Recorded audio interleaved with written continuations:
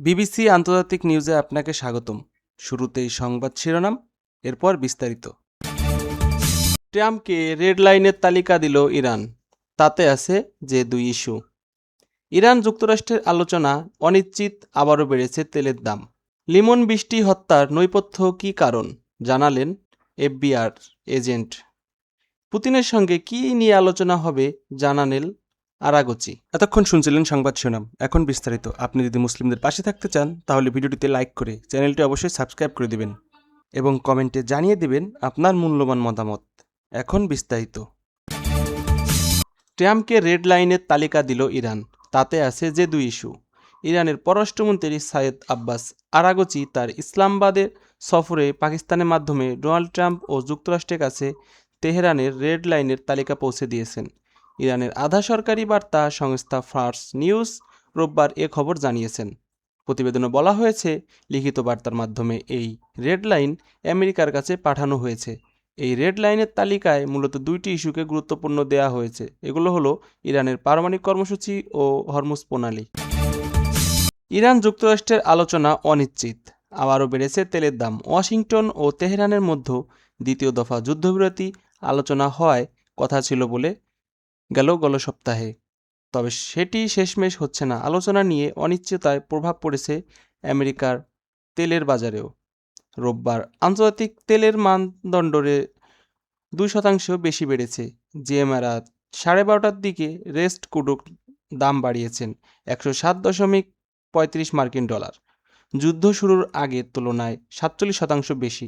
তবে কূটনৈতিক অবচালনার মাধ্যমে এশিয়ার বড় শেয়ার বাজারগুলো ঊর্ধ্বমুখী থেকেছে।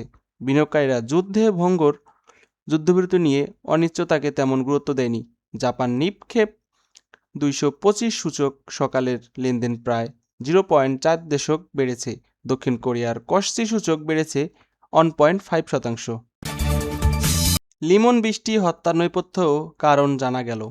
FBI agent university of south ফ্লোরিডার বাংলাদেশ শিক্ষার্থী জামিল মিলনের মরদেহ শুক্রবার সকালে হাইওট ফ্লাঙ্কন সেতুতে পাওয়া গেল। তার রুমমেট শিহাব আবুগারবিতে গ্রেপ্তার হয়েছে। অন্য শিক্ষার্থী নাহিদা বৃষ্টির মরদেহ এখনও মেলেনি। হিলসব্রোক কাউন্টি শেফরি গুপ্ত জানিয়েছেন, শুক্রবার সকাল 9টার দিকে লেক ফরেস্ট এলাকায় সহিংসতার ঘটনা পুলিশ ডাকা হয়। সেখানে আবুগারাসি বাড়ি ছেড়ে বের হতে অস্বীকার করলে সোয়াট দল ডাকা হয়, তবে সে শান্তিপূর্ণভাবে বের হয়ে আসে এবং গ্রেপ্তার হয়। জেলের রেকর্ড বলেছে, আবুগারের বিরুদ্ধে আগেও মামলা ছিল। 2023 সালে চুরি ও মারধর এবং ঘরোয়া সহিংসতার দায়ে দোষী সাব্যস্ত হয়েছিল সে। 2025 সালে এরকম সহিংসতার মামলা ছিল তার বিরুদ্ধে। এই নিয়ে লিমন ও বৃষ্টির হত্যার নৈপথ্য কারণ জানালেন এফআইবি এজেন্ট, তবে জানা গেছে এর মৃত্যুর কারণ। এখন শুনছেন সংবাদ শিরোনাম, এখন বিস্তারিত। পুতিনের সঙ্গে কী নিয়ে আলোচনা হবে জানালেন আরাগচি। ইরানের পররাষ্ট্রমন্ত্রী আরাগচি রাশিয়ার সেন্ট পিটার্সবার্গ পৌঁছেছেন। এ সফরে তিনি রুশ প্রেসিডেন্ট ভ্লাদিমির পুতিন সহ শীর্ষ রুশ কর্মকর্তাদের সঙ্গে বৈঠক করেন। রাশিয়ার পৌঁছানোর পর ইরানি গণমাধ্যমকে তিনি জানান, আঞ্চলিক ও আন্তর্জাতিক নানা ইস্যুতে তেহরান ও মস্কোর ঘনিষ্ঠ পরামর্শ প্রক্রিয়ায় অব্যাহত রাখার লক্ষ্যেই তিনি রাশিয়ায় এসেছেন। তিনি বলেন, আজকে নির্ধারিত পুতিনের সঙ্গে বৈঠক যুদ্ধ পরিস্থিতির সাম্প্রতিক অগ্রগতি নিয়ে আলোচনা এবং সর্বশেষ অবস্থা পর্যালোচনার একটি সুযোগ হবে।